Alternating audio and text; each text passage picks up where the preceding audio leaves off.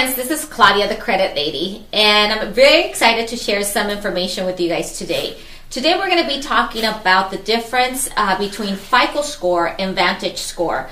What we see a lot is our clients looking at their credit scores, believing that they're looking at a FICO score, when in reality all they're looking at is a Vantage score. So we have to understand the difference so you know exactly how to gauge your credit score and exactly where you're at when you want to find out what the scoring is. A little bit about FICO score.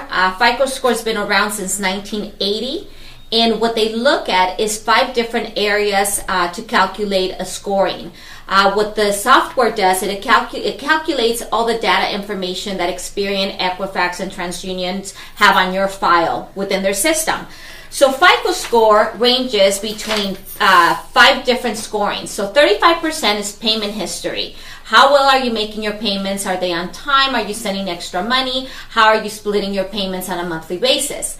30% is the balances you maintain on your credit profile, between the limit and the balance that you are holding on your particular credit card. And remember, all this is calculating revolving accounts, not installments, mortgage, auto, or personal loans. This is only on revolving accounts. 15% is the length of history. How long have you held your credit cards for? 10% is based on new credit and inquiries, and the other 10% is how many accounts do you have available and how many open trade lines are you holding right now with your credit score. That makes 100% of your FICO scoring, okay? So FICO ranges between 300 and 850 on the scale. Now let's talk a little bit about Vantage score and what the difference is.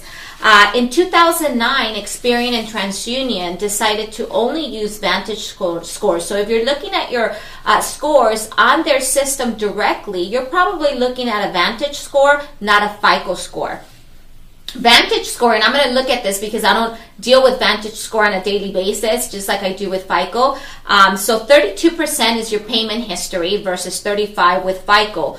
23% is the amount of balance from your limit on your credit score opposed to 35%. 15% is your credit balances. So this one has an extra one that FICO doesn't. How many are you keeping on the balance of each account? 13% is the length of history compared to the 15% that FICO carries. 10% is on new credit and inquiries. That one is it's the same. And 7% on total available credit, which is a little different because FICO calculates the trade lines that you have open versus this one, how much available credit do you have that you currently are not holding on your system.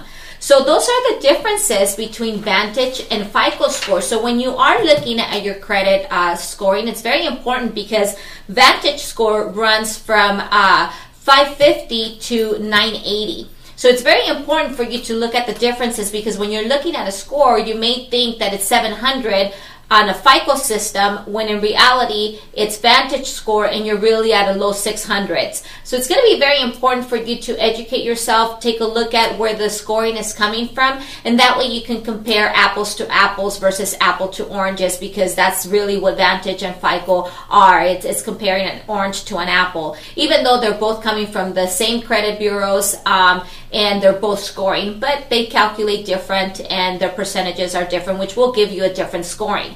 So I hope that helps, and we're very happy to share all this information with you. Have a blessed week, and we'll talk to you next week. Thank you.